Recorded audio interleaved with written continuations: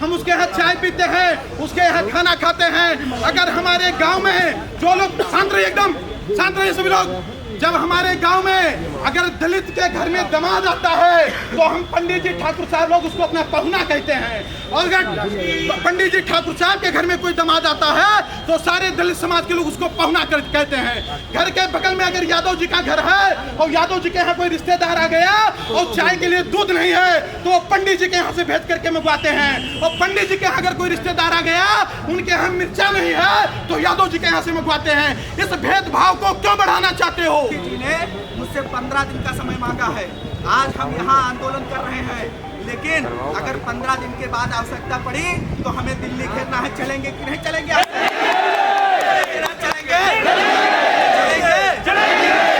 चलेंगे?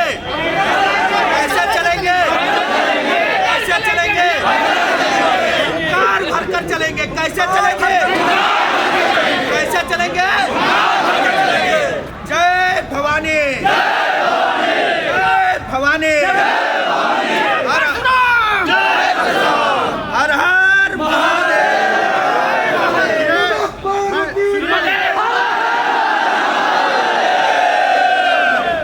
जैसा कि मैं बताना चाहूंगा आप लोगों को, अभी ये जो भारत का राजपत्र जारी हुआ है, यूजीसी ने जो नियम लगाया है, गांव के तमाम लोगों को नहीं पता होगा कि इसमें नियम क्या है। इसमें सारे जो नियम बनाए गए उसकी परिभाषा बताई गई है। तो जात आधारित भेदभाव का अर्थ में लिखा गया है कि SC ST OBC के साथ जो भेदभाव होगा सिर्फ उसी को जात आधारित भेदभाव ये लोग मानेंगे। लेकिन क्या सामान्य वर्ग के साथ भेदभाव नहीं हो सकता है?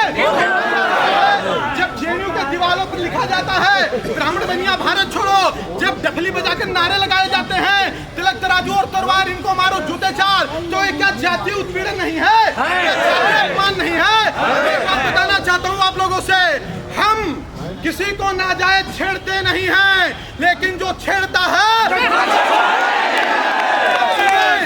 और सुनिए, मैं हमारे संगठन का जो लोगो है उसमें लिखा है सर्वे भवन्तु सुखिनः सर्वे सन्तु निरामयाः। हम सभी के सुख होने की कामना करते हैं, हम सभी के निरोग रहने की कामना करते हैं। लेकिन इस देश की सरकार, ये सरकारें क्या कहती हैं? हम जातवाद खत्म करने के लिए नियम। यहाँ अगर कोई SC का, कोई ST का, कोई OBC समाज का भाई खड़ा है तो वो भी मेरी इस बात को समझे।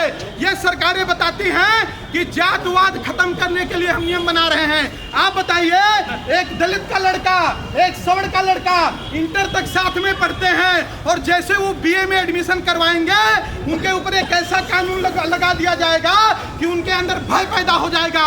वही सवर्ण जो कल तक दलित मित्र के साथ बैठ करके खाना खाता था, खाना खाने से डरेगा उसके साथ बैठ करके, उसके साथ बात करने में डरेगा।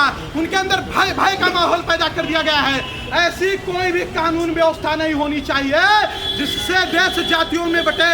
आज हम जब बहराइच से लखनऊ तक यात्रा करते हैं, रास्ते में पता नहीं कितने ढाबे, पता नहीं कितने रेस्टोरेंट पड़ते हैं, हम उसकी जात नहीं पूछते हैं कि भैया ढाबे वाला किस जाति का है। हम उसके यहाँ चाय पीते हैं, उसके यहाँ खाना खाते हैं। अगर हमारे गांव में जो लोग शांत रहिए सभी लोग। जब हमारे गांव में अगर दलित के घर में दामाद आता है तो हम पंडित जी ठाकुर साहब लोग उसको अपना पहुना कहते हैं। और अगर पंडित जी ठाकुर साहब के घर में कोई दामाद आता है तो सारे दलित समाज के लोग उसको पहुना कहते हैं। घर के बगल में अगर यादव जी का घर है और यादव जी के यहाँ कोई रिश्तेदार आ गया और चाय के लिए दूध नहीं है तो पंडित जी के यहाँ से भेज करके मंगवाते हैं। और पंडित जी के यहाँ अगर कोई रिश्तेदार आ गया उनके यहाँ मिर्चा नहीं है तो यादव जी के यहाँ से मंगवाते हैं। इस भेदभाव को क्यों बढ़ाना चाहते हो? इस व्यवस्था को क्यों खत्म करना चाहते हो? इस नियम को कल नेता बृजभूषण शरण सिंह ने एक बात कही है, आप लोगों ने देखा होगा। उन्होंने दलित बच्चों को भी खड़ा किया, OBC भी बच्चों को खड़ा किया। तो जिन बच्चों को ये भी नहीं पता कि मेरी जात क्या है, उनके ऊपर जात के आधार पर कानून बना करके उनको जातियों में बांटने का प्रयास ये कानून कर रहा है। दूसरी बात, इसमें एक सबसे बड़ी बात यह है कि जो सेक्शन 3 का अंगा नंबर है उसमें लिखा है कि भेदभाव स्पष्ट हो या अंतर्निहित हो तो वो शिकायत कर सकता है। एक बात बताइए, हम अगर किसी के सामने खड़े हैं और मुस्कुरा दिए और अगर सामने वाले व्यक्ति ने यह सोच लिया कि मुझको अपमानित करने के लिए मुस्कुराए हैं और जाकर मेरी शिकायत कर देगा तो ये तो कानून बहुत ही ज्यादा गलत है। मैं एक बात और कहूंगा, इस देश के प्रधानमंत्री से कि अगर आपको लगता है कि आप रोल बैक नहीं कर सकते हैं तो इसमें सुधार कर दीजिए, और सुधार ये कर दीजिए जिसमें जातिगत भेदभाव ने आपने लिखा है ना, SC ST OBC के साथ उसमें सामान्य वर्ग को भी जोड़ दीजिए। अगर दलित के साथ भेदभाव हो तो उसके खिलाफ भी कार्रवाई हो, अगर सामान्य के साथ भेदभाव हो तो उसके खिलाफ भी कार्रवाई हो।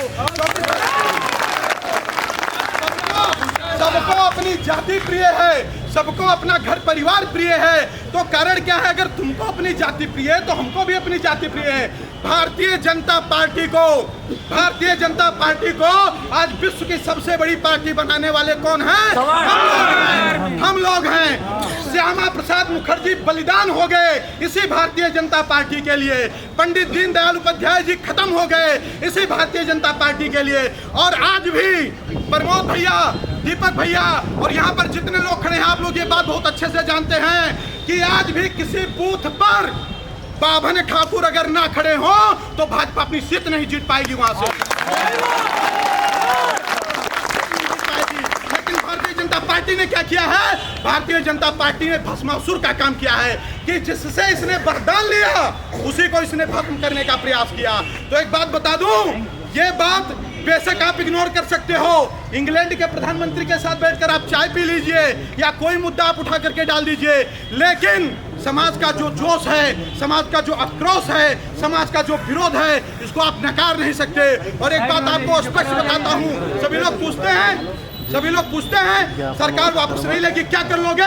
तो मैं एक बात खुले मंच से और चैलेंज के साथ इस बहराइच की धरती से कह रहा हूं, अगर भारतीय जनता पार्टी इस रोल को वापस नहीं लेती है, अगर भारतीय जनता पार्टी इस कानून में बदलाव नहीं करती है, तो अगर रोल वापस नहीं होगा तो भारतीय जनता पार्टी वापस हो जाएगी। क्योंकि जिसको हम बनाना जानते हैं उसको हम मिटाना भी जानते हैं। किसी व्यक्ति से, किसी जाति से, किसी पार्टी से मेरा कोई विरोध नहीं है। आप बताइए, यूजीसी इसमें तमाम ऐसे लोग हैं जो भारतीय जनता पार्टी के कार्यकर्ता हैं, इसमें तमाम ऐसे लोग होंगे जो कांग्रेस के कार्यकर्ता हैं, इसमें तमाम ऐसे लोग हैं जो समाजवादी पार्टी के कार्यकर्ता हैं, इसमें तमाम ऐसे लोग हैं जो बसपा के कार्यकर्ता हैं, लेकिन ये सामान्य वर्ग से हैं, इसीलिए यहाँ पर ये उठ करके आए हैं और इसका विरोध कर रहे हैं। तो इस बात को आप लोग समझने का प्रयास करिए, इस बात को आप समझने का प्रयास करिए। किसी एक व्यक्ति के अंदर ये विरोध नहीं है, विरोध पूरे समाज के अंदर घुला हुआ है, विरोध पूरे समाज के अंदर घुला हुआ है। कल किसी एक व्यक्ति का मैंने ट्वीट देखा, वो मुझे लग रहा है कि बहुत बड़े वफादार हैं पार्टी के।